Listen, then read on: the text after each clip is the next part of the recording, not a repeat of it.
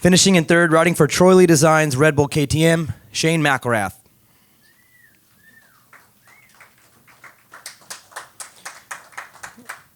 Finishing in second, riding for Monster Energy Yamaha, Dylan Ferrandis.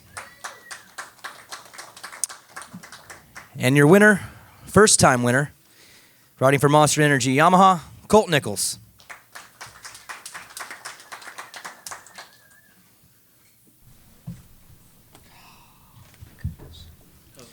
Congrats, guys. The heat race and the main event were two different tracks. Started out kind of tough, got very tough by the end. Take us through that transition and just what you were able to do to get your bike on the podium and how were you able to survive the later stages of the main event. Shane? It didn't seem like the rain was coming down that much, but then when we opted out of our sight lap and got into the race, it was quite a bit different. The track crew did what they could, but they kind of just pushed around what was already on top, and we just kind of had to move that stuff out of the way again. So it was tough because you couldn't really judge anything, and that's kind of where I struggled the most. But Colt was riding good, and I couldn't catch him, and then I couldn't keep Dylan behind me. So it was not too bad, though. Dylan?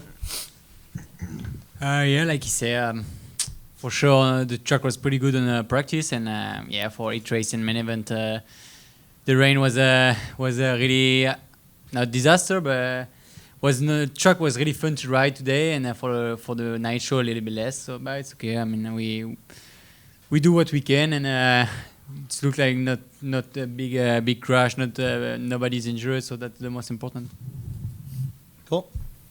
Yeah, same thing. The heat race didn't seem too bad, and then moving into the main event, it just kept kind of dumping. And I thought really though, from first lap to the last lap, it didn't get too terribly worse. It just kept kind of coming down, and by that time, we kind of had our lines kind of dialed in, and it wasn't horrible. I was kind of surprised though once we stopped how much rain had gone down, and looking at the 450 race, it was pretty gnarly by that time, but we survived it, so it was good.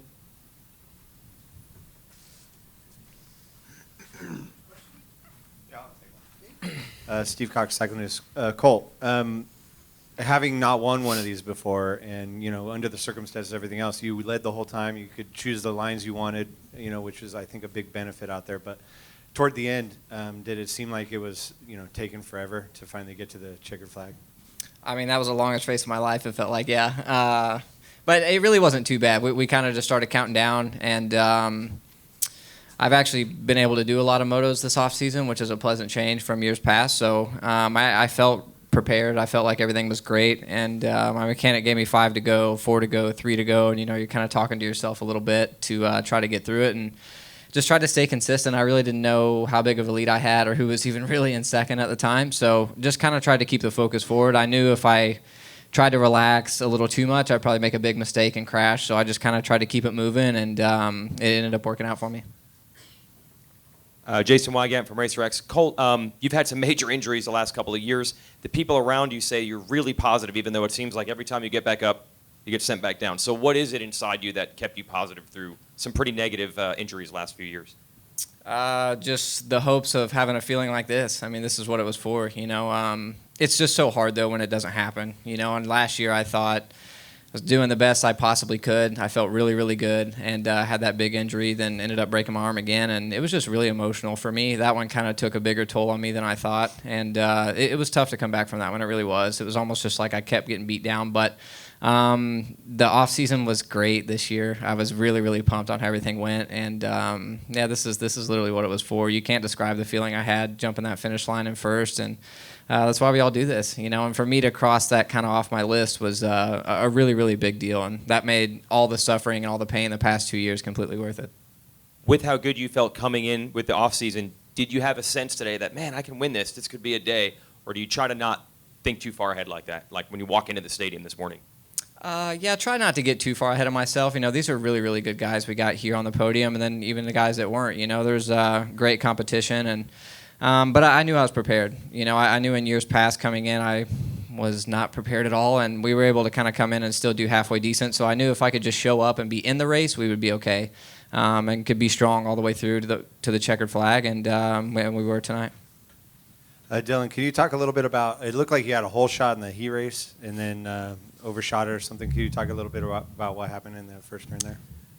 Yeah, I got a good start on my heat race, and I was in heat one, so track was the rain start, and track was start to be slippery, and I just fall at the first corner. I think alone, I'm not sure, but I think I fall alone, crash alone, and stupid crash, and the guy hit me, broke my front brake, a couple of things on the bike.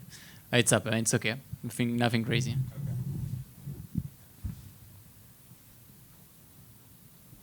Dark Side Moto X Pod Show. Shane, typically A1, you guys coming in, just kind of first race of the year. The track's usually not quite as technical as it was today. Let's just talk about the track and, what you were prepared for, what you thought of the track. The two big doubles there going over the start was a little different than normal. Yeah, I thought it was one of the more technical A1 tracks we've had over the last few years, mainly because it's kind of mellow. It's kind of built safe, I would say, and this year it was built good. Not that it was dangerous or anything, but we had two good whoop sections, and the rhythms weren't big; they were just technical, and so it was nice to have an overcast day. I mean, it was a little sloppy the first time we went out, but the clouds helped us all through practice because normally it gets really baked in, and I think if it would have been sunny today, we would have seen kind of what we've seen at Vegas in 16 when it rained after it was so dry earlier. So all in all, I think it was pretty cool. It's not a normal A1 to have mud or really any A1, so it was a nice change. It's kind of one of those things, you're on the line, and you kind of all your expectations kind of just get pushed aside, and you're like, all right, anything can happen right here, and so you just focus on doing the best you can in those conditions. Chris Cooksey, Vital MX. Colt, congratulations on the win. With the 16-second lead, did you think of possibly rolling that big double-double in the last lap? No, I kind of just wanted to keep it moving. I was actually really nervous to kind of back it down just for fear of doing something really stupid. So just tried to keep my focus and nail all the jumps and make sure I just got through the last lap clean. And some people, not me, might say it was muddy, and can you back it up in Glendale? I guess we're going to find out, but I have a lot of faith in myself and, faith in what we've been doing this year and all off season. So, I mean, that's what this is all about. It's going to be a fun championship. These guys are really, really good sitting up here next to me. So it's going to be exciting, and I'm really looking forward to the challenge. It'll be fun. Steve Giberson, Vital MX. Obviously, with the win, you've got the points lead now. Does it change up your thinking for the rest of the season? And what's it going to be like with some red plates next week? I think it'll match my boots really good, so that'll be cool. I'm excited about that. And no, it doesn't change anything really. I mean, I always dreamed of having the red plates on the bike, and to come in next weekend with that, it's going to be really cool. It's just an exciting feeling for me, and we're just going to go do what we can. We're all just here to race dirt bikes and just have a really good time doing it, and it's going to be a blast, man. I'm really looking forward to that, and we're just going to try to keep it moving with the momentum we have and hopefully come out swinging next weekend. Jim Kimball with Motocross Action. This question is for Shane. Shane, for a while during the race, it appeared like you were kind of closing on Colt, and then kind of suddenly you dropped off a bit, and then, as you said, Dylan caught you. Was there anything that changed or happened, or? It's not really just one thing. When the track's like that, a lot of the places we only had one rut. So it's like you get a good start in the first couple laps, you're trying to push it, but then you're like, okay, this isn't working. Like you're sliding all over the place, and then Colt passed me, and so then it's just like, okay, try and latch on. And I would have like 2 good laps and then get a little too confident, and just the conditions wouldn't allow that. So it was more of a learning thing, more of a discipline thing while I was out there, and that's why Dylan caught me too. Some lappers and just some silly silly mistakes where I got a little too ahead of myself. So that's the biggest thing. Steve Mathis, main event moto. Traditionally, Anaheim 1 has been an easier track over the years. I thought today was pretty technical and pretty tough for A1s. What did you guys think when you showed up for this track when it was dry? Yeah, I definitely thought it was a different A1. I've only raced A1 once, but even watching it on TV, it does look fairly simple. That's why I was even kind of surprised the lap times were as close as they were, especially the 450 class during practice. But it was a technical track. It was hard to do just everything lap after lap. But, man, it made for some, granted the rain, but for some good racing. And there was multiple lines through the rhythm sections, and it's normally not like that for an A1. So I actually think it made it pretty awesome. 2 good loop sections, and I thought the track was very well done. Michael Antonovich with Transworld Motocross. This is for Colt and Dylan to expand on what Shane alluded to earlier. When the rain comes at this race, it changes all of your planning and your expectations. Does it kind of change your outlook on everything as far as nerves? Because anything can happen. It's not everything's picture perfect. Everybody's going to be trying their best on a track that's similar to what they practiced on. The mud throws everything wide open. Did it change anything for you guys? Yes and no. I mean, yeah, it definitely is kind of the great equalizer, the mud is, but it was just good to kind of execute what I've wanted to do, which was start good and just try to ride my own race, and that didn't change regardless. Rain, shine, it didn't matter. I just wanted to get a good start, put in my laps, and we were able to do that, so that was a blessing. But, yeah, like you said, it always kind of makes it interesting at least. But, no, I think it was good. It was a good day. For me, the rain doesn't make any change. It's for everybody same, and just try to give the best and finish on front. And rain or not, it doesn't matter. Nothing else.